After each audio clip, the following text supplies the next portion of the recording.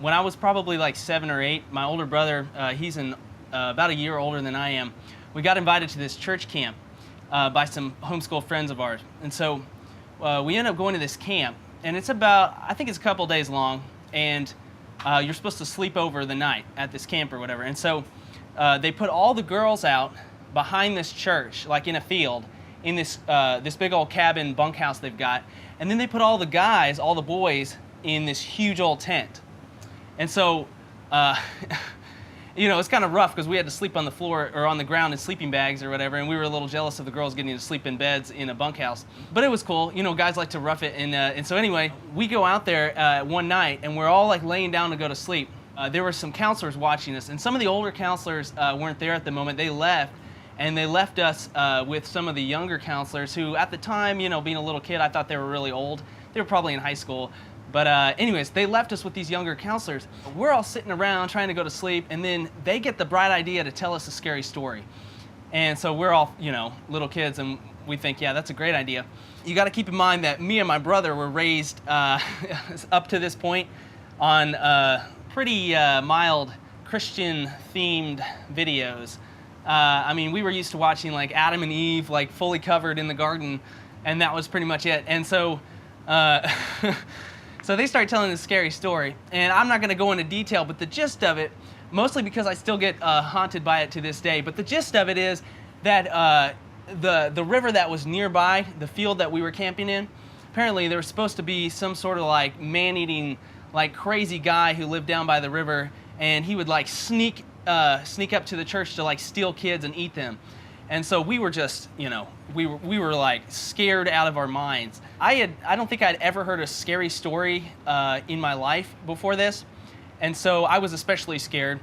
And at one point, there's only one counselor that's left in the tent, and he's telling us this story. And we're all listening intently. And probably half the tent is asleep on the ground already in their sleeping bags. Suddenly, we start hearing these scratching noises. And that was like one of the cues, like, he was supposed to like scratch on the wall before he came in or whatever. And so we start hearing this scratching on the side of the tent, and I start freaking out like crazy. Like I start shaking like a chihuahua who's had too much coffee to drink. And so this guy's like, oh my gosh, I think that's him. That's the guy. And he's coming to like steal kids and stuff. And y'all are kids, so you better be scared. And we were scared out of our minds. And so I remember specifically, me and my brother were still awake, and so he tells us all to get up and come to the tent door, and he says, here's the plan. We're at the count of 3, we're all going to run to the church building. And the church was probably a good 150 to 200 feet away, if not further. So we're all gathered at this door at the tent, and the tent has these huge, like flaps on the wall for the walls or whatever, and so it's fully covered around, so you can't see out or anything, but we can hear this noise. And so we hear this something behind the tent, and we're all just like, oh my gosh, we're shaking like nothing else. And to let you know how scared I was, but also maybe like how bad of a friend I was, I remember looking over and seeing the friend that had invited me to the camp already asleep in his sleeping bag. And the only thought that passed through my mind was, oh well, he's gonna die.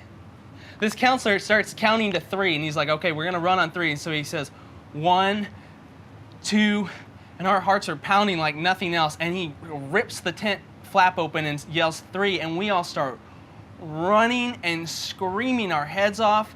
At least that's what everyone else was doing. Apparently, I was so scared that the only 2 bodily functions I had left was to run in circles and pee my pants. Because immediately upon opening the tent door, I take a hard left, and I start to run, not in the direction of the church at all, but instead around the large tent toward whatever it was that was trying to get us. At the same time that everyone else is bolting towards the church, I end up running into the church counselor who was coming out from behind the tent to scare us. And so if he had been a child-eating monster man, I definitely would have been the first to go. And so I look up, and I remember like running into him and looking up and just like sheer terror on my face, in my mind. And then all of a sudden it hit me. This is like, they're just tricking us. This is like a huge, creepy, not funny practical joke. And so I immediately go into this state of like, post-traumatic stress, like just like trauma. And I turn around and I see that all the other kids are just running like madly towards the church.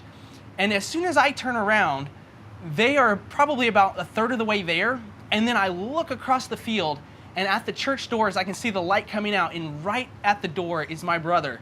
And he's banging on the doors, yelling, "Let me in, somebody let me in." And I think to myself, I have never seen somebody run as fast as that in my entire life. You know how they say that in a stressful situation, sometimes you get like an adrenaline rush that gives you like supernatural strength?